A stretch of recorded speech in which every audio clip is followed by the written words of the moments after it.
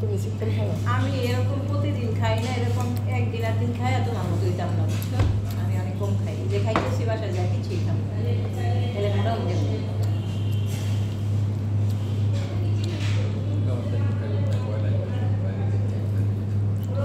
বাসায় যখন ঢোকার আগেই বুঝতে ব্যথা শুরু হবে।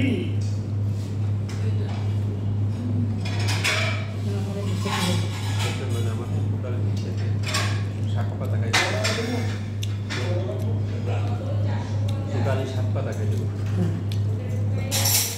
যাও আছে না, যাও যাও